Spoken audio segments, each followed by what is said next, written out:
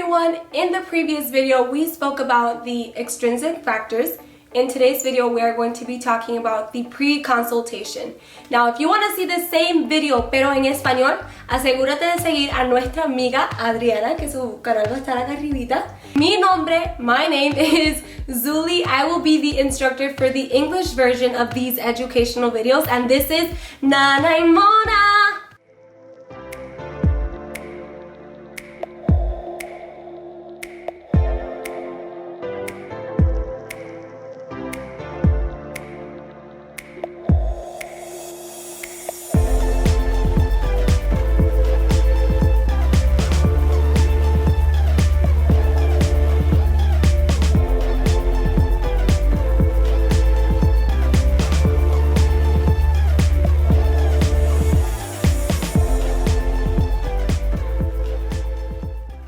Now, like I said, in today's video, we are going to be talking about the pre-consultation.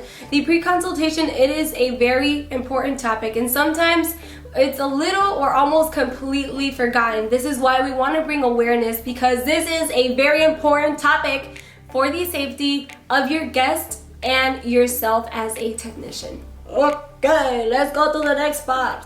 Here at Nana and Mona, we personally think that this step is very, very important, and we want you to know that because this can prevent injuries, setbacks, and legal matters. This is why we do this at least 24 hours before the initial application. That is why it is called pre-consultation. Now, I am not sure if you actually knew this, but in some states, the pre-consultation is mandatory and required. And this makes sense because in some states, it is also mandatory for you to have a legal certificate or license to complete the eyelash extensions. Now, this is obviously a very important step because, it kind of helps you get to know your guest a lot better, and it protects you as a lash tech or artist. What is necessarily done in a pre-consultation? Well, you need to review different aspects and ask a lot of questions. Now, during this pre-consultation, you need to be as specific as possible. You need to get down to the T. Every pre-consultation is going to be different because every person is, say it with me, different. You're gonna be asking all them questions, asking all these questions. Questions like, are you receiving any treatment? Is there any underlying diseases? Is there any allergies that we need to know about? Have you had any recent surgeries? And one of the most interesting ones is Botox. A lot of people don't actually know this, but if you have recently got Botox, you need to be careful with the muscles that have been treated. You cannot apply too much pressure on them, and the person can actually not be laying down for a very long period of time. Now, if during this pre-consultation you find out that a guest has cataracts, conjunctivitis, diabetic retinopathy, glaucoma, or hypersensitive skin. If you find any of these things out during the pre-consultation, you need to make sure that you let your guests know that they need to consult their doctor before getting the green light to get their eyelash extensions done. Now remember, all of the information that you and your guest are exchanging should always be very well recorded in your documents. Another question that you can ask is, do you wear contact lenses or not? Why do you have to know if your guest is wearing contact lenses or not? It can cause irritation of the eye, redness, and it could also cause the wateriness of the eye. Obviously, this does not happen to everyone, but it is also just very important for you to know this so that you can avoid any possible situation. On a more serious note, did you know that the fumes of the glue are so strong that they can cause for the contact lenses to shrink or lose their texture, and they can break? Other questions that you can ask would be related to the habits of your guest's lifestyle as well as the environment that they are usually in. By this I mean, we actually talked about these in the two previous videos, extrinsic factors and intrinsic factors. Another thing that you need to talk to your guests about is bad experiences or reactions. Sometimes people don't understand that even if the first time they did not have a bad reaction to the application of extensions, but they did the second time around, it can get worse and worse. Now, we need to know the difference between an allergic reaction and a bad experience.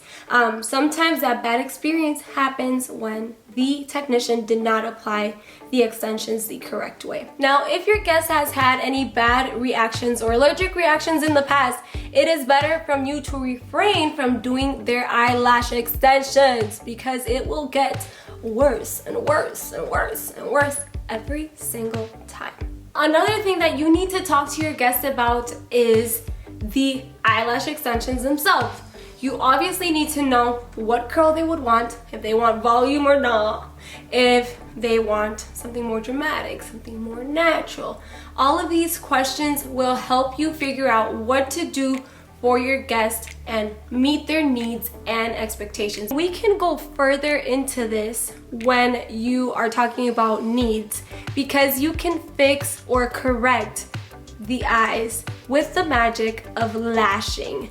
And by this I mean if the eye is droopy, you can actually lift them up by choosing the correct style for your guest. Explaining the procedure to your guest is very important. And some clients suffer from claustrophobia and anxiety, and they can experience an episode of anxiety and feel claustrophobic. Eyelash extensions take 2 hours. So you need to make sure that you are catering to the client's need or your guest's need to make sure that they do not feel claustrophobic and taking the necessary breaks to make your guest feel comfortable. Your guest is going to feel very comfortable when you are answering all of their questions, and just asking all of these questions is going to make them feel like, wow, my lash tech knows exactly what she or he is talking about.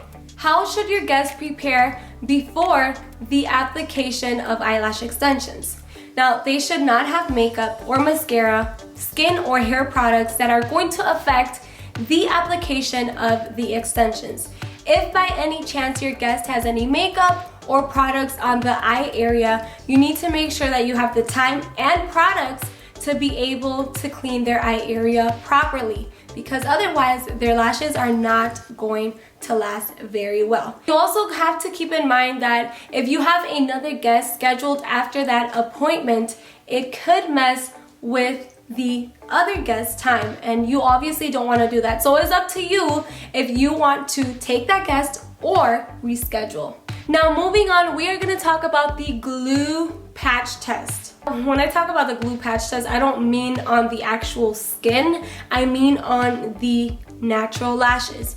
You obviously need to do a patch test at least 24 hours before the initial application, because at the end of the day, you need to know if your guest is allergic or sensitive to any of the products, including the adhesive that you are using. You want to also make sure that they don't experience any irritation, redness, blisters after that initial patch test. Now, most of the time, it does work and help you understand if the guest is allergic or not, but in some cases, it's not 100% guaranteed because it's obviously not the same as getting a full 2-hour eyelash extension appointment. Now, we are going to talk about reading and explaining the consent form to your guest.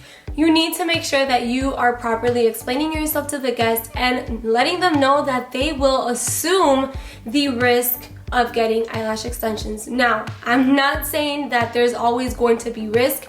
Every person is different, but they need to know that sometimes you are not really the cause of them getting allergic reactions, irritations, and anything that could come with getting eyelash extensions. This is why they would be assuming the risk and responsibility if they do get eyelash extensions.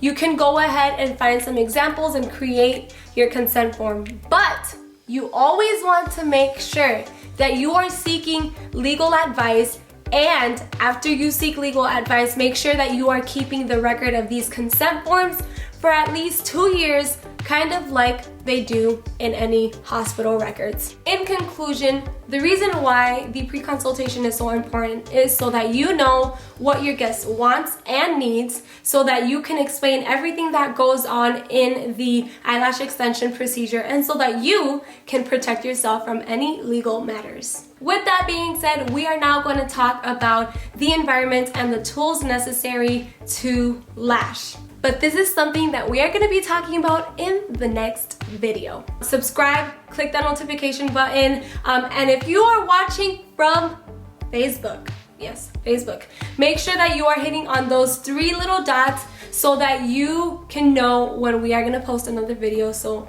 basically you're going to turn on your notifications on. Once again, thank you all for your continuous support. We will see you all in the next video. Bye!